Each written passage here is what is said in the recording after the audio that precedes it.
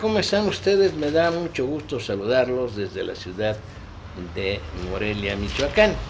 En la jornada de este día, pues se publican muchas cosas interesantes, como siempre. Eh, México no se enganchará en pugna alguna con Estados Unidos, dice López Obrador, pero bueno, pues yo creo que ya debería de haber una respuesta más contundente, no en declaraciones, en acciones, pero bueno, más que nada quiero referirme a una nota muy interesante que publica hoy La Jornada y que se titula Ley de la Selva en la cárcel. En dos videos difundidos en redes sociales se observa un momento en el que un recluso del Centro Penitenciario y de Reinserción Social, doctor Alfonso Quiroz Cuarón de Texcoco, es torturado mediante choques eléctricos por tres de sus compañeros.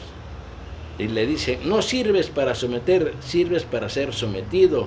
Se escucha de uno de los agresores al tiempo que le colocan una toalla mojada en el rostro. Yo no sé colocar bien esto, yo no sé si desde ahí usted pueda distinguir la fotografía que publica Jornada en la portada, en primera plana, esta fotografía cuando están torturando al interno.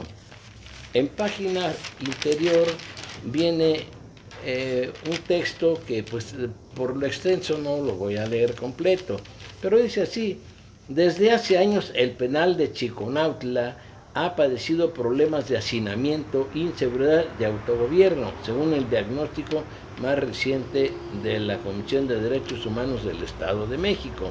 En los últimos 2 meses han muerto 2 reos en ese penal, al parecer por abuso de custodios. El primer muerto fue el interno Brandon N. el pasado 13 de abril. El convicto desapareció y 24 horas después se encontró su cadáver.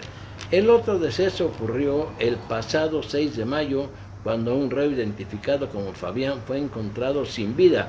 Las autoridades, fíjese usted, las autoridades sostuvieron que se intoxicó por consumo de sustancias ilícitas. Sin embargo, familiares detuvieron una camioneta del centro penitenciario en la cual se trasladaba el cadáver y descubrieron que Fabián fue asesinado a golpes, aparentemente por custodios, quienes ya fueron detenidos.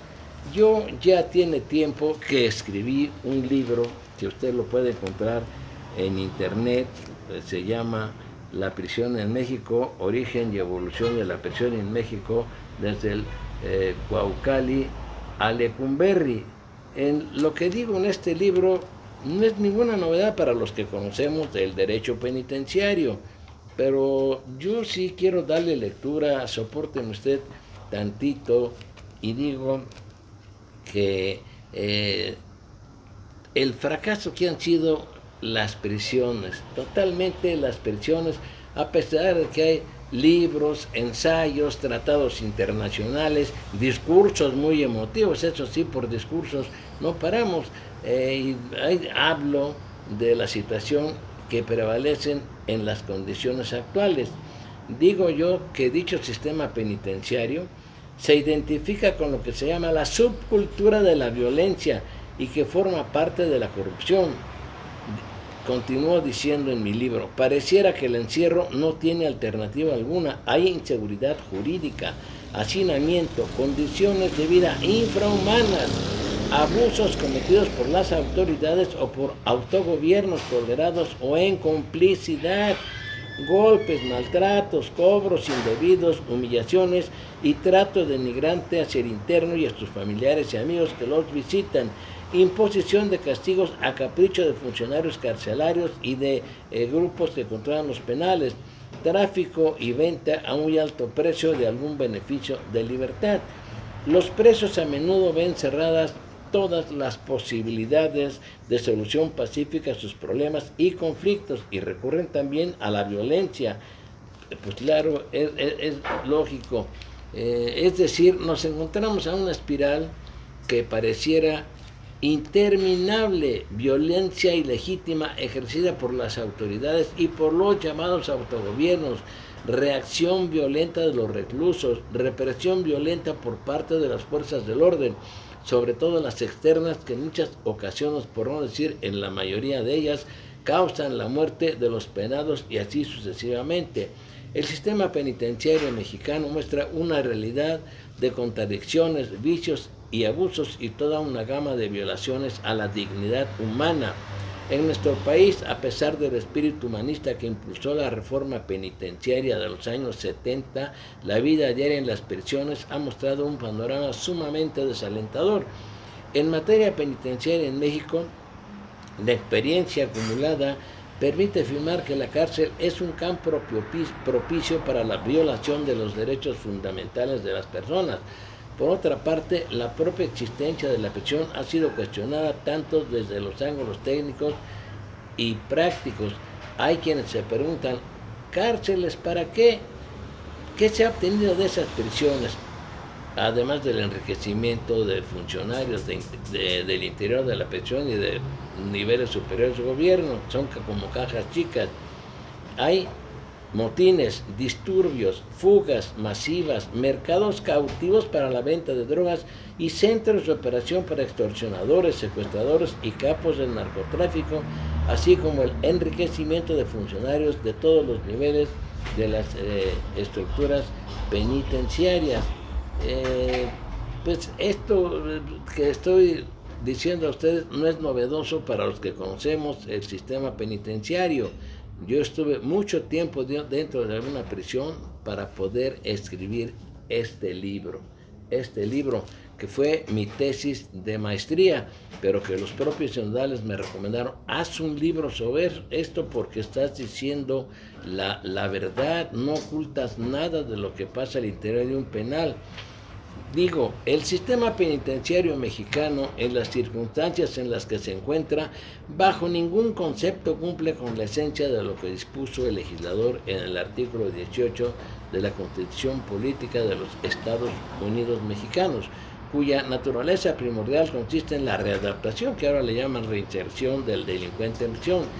Las unidades penitenciarias en México son espacio para motines, mercados cautivos para la venta de drogas y centros de operación para extorsionadores, secuestradores y capos del narcotráfico, así como para el enriquecimiento de funcionarios de todos los niveles de las estructuras penitenciarias. Desde luego digo yo, habrá sus excepciones. Nuestras prisiones no regeneran, sostengo y lo ratifico, pervierten, deforman, corrompen, degradan y son universidades del crimen y contribuyen a la reincidencia. Prevalece el desprecio a los derechos humanos de los presos. Ello obedece fundamentalmente al binomio de la corrupción y de la improvisación. Si el Estado mexicano continúa sin atender esta problemática de continuo deterioro en el sistema penitenciario, las consecuencias sociales y criminológicas serán elevadas. Para el adecuado funcionamiento del sistema penitenciario, debería depositarse en manos de personal directivo, administrativo, técnico y de custodia, considerando la vocación, aptitudes, preparación académica y antecedentes personales de los candidatos a esos puestos, y bajo ningún modo designar para esos cargos de tanta responsabilidad a personas por razones de amistad o de compromisos políticos. La pena privativa de libertad ha constituido un fracaso y se hace indispensable la búsqueda de sustitutivos penales. Esto está contemplado en la ley, pero no se cumple. Nuestro sistema penitenciario ha mostrado ineficiencia y se aleja de la disciplina legal y del respeto a los derechos humanos. La pena privativa de libertad debe ser impuesta exclusivamente con relación a crímenes graves y a delincuentes de intensa y acreditada peligrosidad.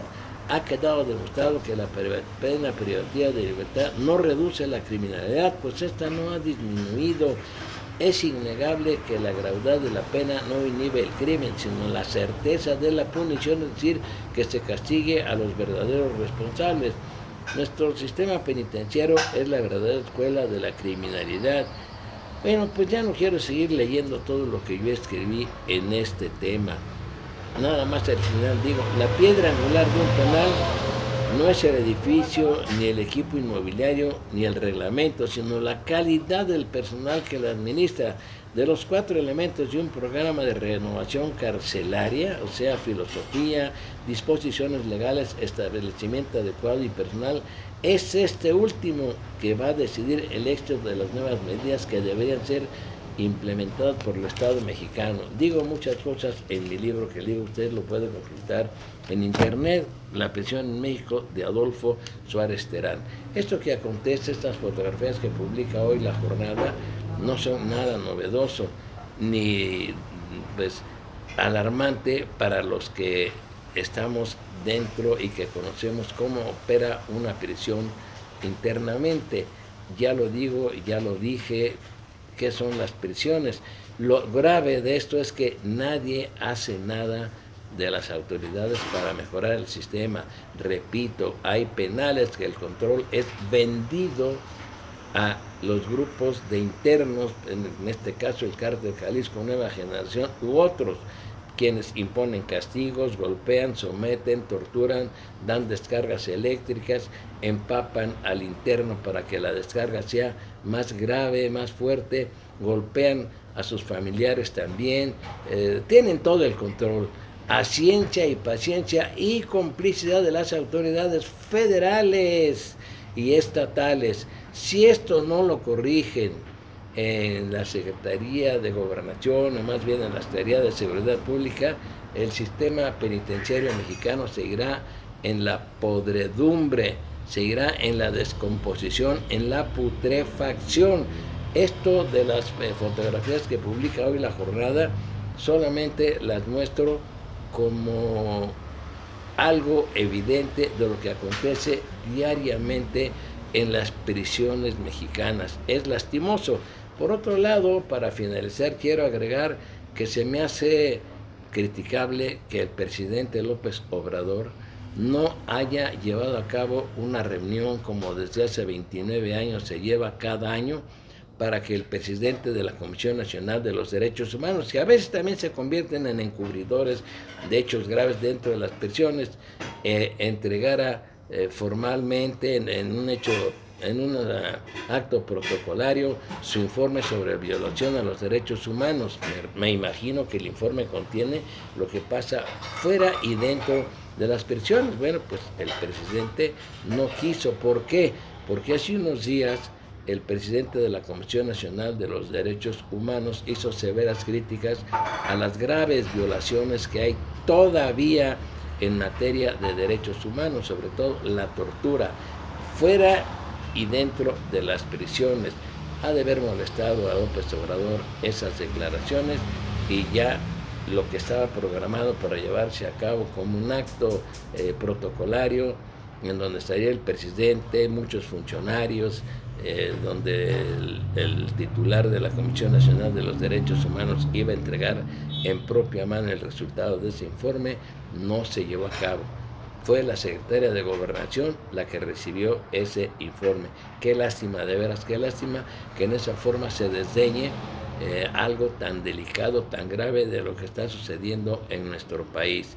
Mientras esto no se corrija, mientras no se castigue a los responsables, no solamente de las prisiones, a los altos funcionarios de los gobiernos estatales y federales, a los que han saqueado este país, a los que lo han convertido en algo desastroso, nada va a funcionar. La impunidad seguirá prevaleciendo y, como siempre, mis saludos respetuosos.